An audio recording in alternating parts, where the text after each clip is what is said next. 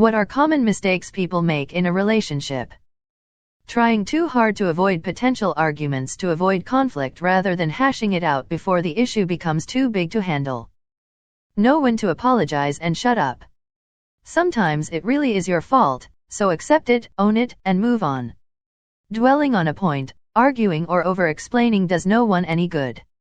In the same line, if your partner messes up, accept the apology and let it go. The most common mistakes that couples make are not actively listening to one another, taking their partner for granted, and pushing aside problems because they don't want to cause an argument. Taking your partner for granted is a big one.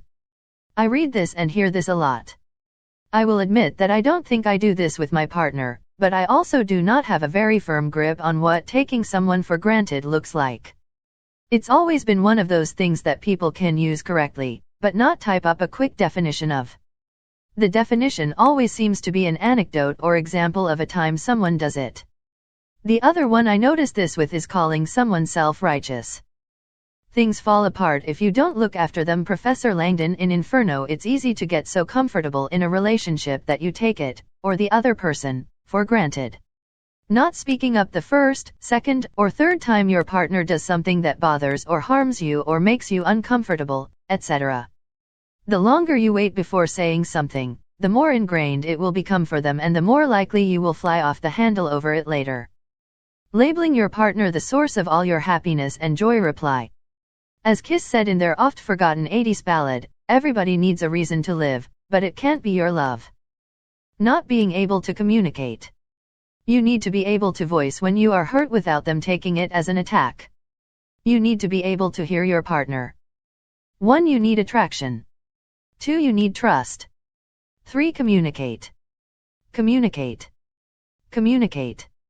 4. The other person is flawed, just like you. Accept that. 5. Be a decent human, don't lie and cheat. There, done. Enjoy.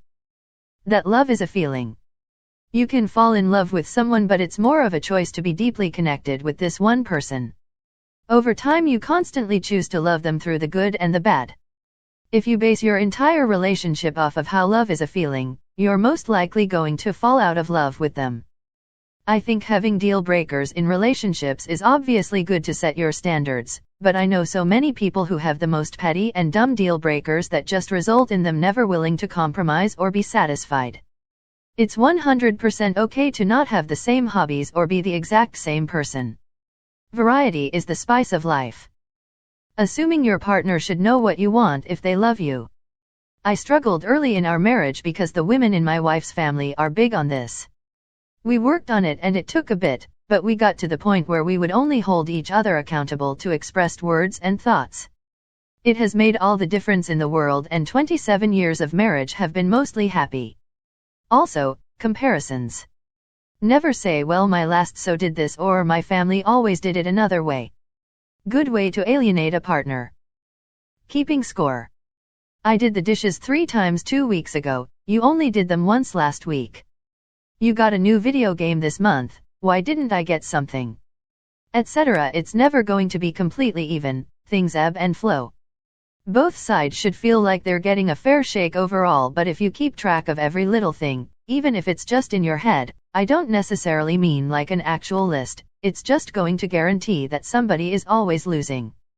It's not a competition. Entering into them for selfish reasons. A lot of times people will enter into one so they don't have to be alone, and most people enjoying having someone in their life that likes them enough to be intimate with them. The problem is most of these same people will bail on the relationship if there's any trouble or work to do. To be clear, by trouble I'm not referring to abuse, which is always a valid reason to leave. I'm talking about if the other person is struggling either physically or mentally and the other partner is annoyed and doesn't want to deal with it. They live only for the fun times and benefits a relationship has to offer them. One important thing to remember about relationships is that love involves sacrifice, and if you aren't willing to make sacrifices to improve the life of your partner, then you don't really love them. Not listening and being defensive. When your partner is upset about something you do, really listen to them. Resist the urge to always defend yourself. Take a pause. Evaluate and try to understand how something is making them feel.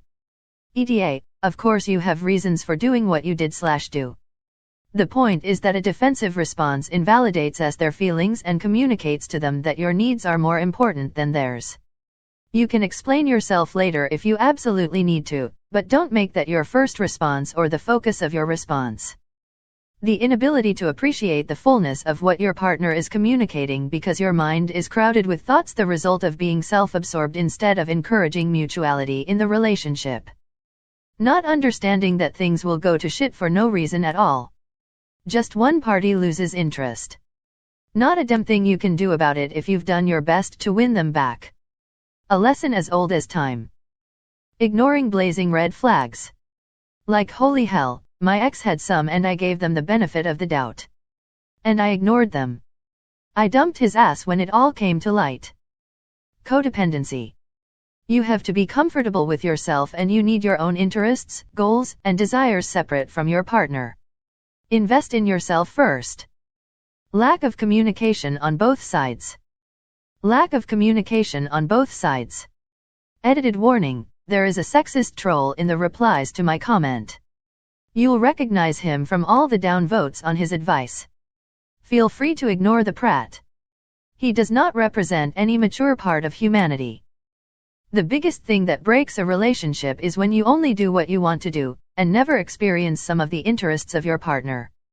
Instead of just watching a movie or a TV show, or going out to dinner just because it's what you do, get involved in their interests and guilty pleasures. Video games? Learn how the controls work and try to play. Arts and crafts? Let's make something together. Little hobbies or busy work they enjoy doing. Learn the ins and outs and see how you can help. I've both been a victim and a witness to so many falling out relationships because you just do some minimal tasks and go on dates. Love is so much more than that, and my generation is forgetting what that's like. I see a lot of people saying communication. While I'll agree, I also want to add, giving your partner every reason not to. This happens so much with my boyfriend and me. He constantly complained that we don't communicate, and he's right. But part of that is I was legitimately afraid to tell him things because I knew how he'd react. I once admitted I'd rather keep my mouth shut than say anything to avoid his reaction. His response was to blow up and demand I block him on everything, though he quickly deleted the message before I could read it in full, the very reaction I expected and wanted to avoid. My point is communication is important, yes, but so is your behavior in that communication. If you'll get angry every time I confess something, why should I tell you anything? Staying in relationships when either person is addicted to fucking around. At that point, people should let their partners or spouses go and accept their nature as serial fornicators. Don't fight over stupid shit. Let things slide off your back if they aren't really important. And if you're so insists on escalating fights over silly things, that person should not be your S0. Not taking your partner's feelings serious. Told an ex that I didn't like getting gifts for no reason. Next time he saw me he brought me a gift. He seemed to believe that stupid assumption that when women say no, they mean yes. I've noticed that all of my peers who have ended up divorced, all of them had a me vs them type of attitude. Not so much a combative vibe, just that they weren't really looking at everything from a us vs the world space. If you want your relationship to last and grow, you need to stop feeling like you're two people together and think of yourselves as one unit. If both people can do that, you'll last forever. But if only one tries or neither wants to bother or even think about it, that the odds are that you won't last.